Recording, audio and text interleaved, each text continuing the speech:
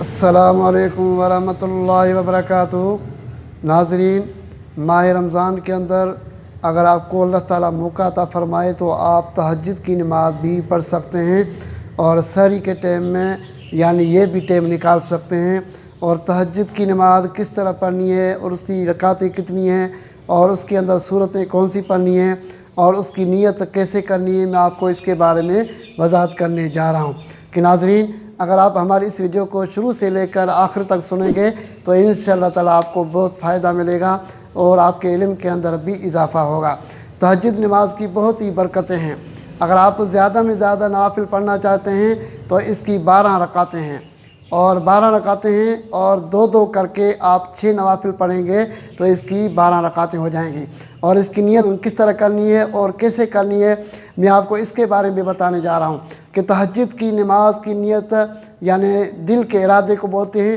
اگر آپ زبان سے نہیں بھی کہیں اور آپ کے دل کے اندر ارادہ ہے کہ میں تہجد پڑھ رہا ہوں، تو یعنی ارادہ کر کے آپ وضو کر کے جو ہے کہ تہجد پڑھیں گے تو آپ کا تہجد ہو جائے گا۔ لیکن مستحب یہ ہے کہ آپ اگر زبان سے نیت کرنا چاہیں تو آپ زبان سے بھی نیت کر سکتے ہیں۔ نیت کرتا ہوں نماز کی 2 رکعت نماز تہجد پڑھتا ہوں واسطے اللہ تعالیٰ کے، اور منہ میرا خانہ کعبہ کی طرف۔ پھر اس کے بعد پھر آپ اللہ اکبر کریں گے، پھر اللہ اکبر کر کے پھر آپ ثنا پڑھیں گے، پھر تعوذ تسمیہ پڑھیں گے، پھر سورۃ فاتحہ پڑھیں گے، اور سورۃ فاتحہ کے بعد پھر آپ 3 مرتبہ سورۃ اخلاص پڑھیں گے۔ پھر دوسری رکعت میں جب آپ اٹھیں گے تو پہلے بسم اللہ الرحمن الرحیم پڑھ کر پھر سورۃ فاتحہ پڑھیں گے، پھر اس کے بعد پھر 3 مرتبہ سورۃ اخلاص پڑھیں گے۔ ابھی سورۃ اخلاص کی کیا فضیلت ہے، ہم نے آپ کو 12 مرتبہ اس کی فضیلتیں بتائی ہیں کہ سورۃ اخلاص کی یہ فضیلت ہے کہ اگر 1 مرتبہ پڑھی جائے تو اس شخص کو 10 پارے پڑھنے جتنا ثواب ملتا ہے۔ اگر 3 مرتبہ سورۃ فاتحہ پڑھی جائے تو اس کو ختم القرآن پڑھنے جتنا ثواب ملتا ہے۔ یعنی آپ ہر رکعت میں سورۃ فاتحہ کے بعد 3 مرتبہ سورۃ اخلاص پڑھا کریں گے۔ اگر آپ چاہیں تو 12 رکعتیں میں پڑھ سکتے ہیں، آپ 8 رکعتیں میں پڑھ سکتے ہیں، اگر ٹائم کم ہے تو آپ 6 رکعتیں میں پڑھ سکتے ہیں، اگر اس سے بھی ٹائم بالکل کم ہے اور اس سے بھی ختم ہونے والی ہے آپ 2 رکعت نماز نفل تہجد پڑھ سکتے ہیں، تو آپ کو تہجد کی فضیلتیں حاصل ہو جائیں گی۔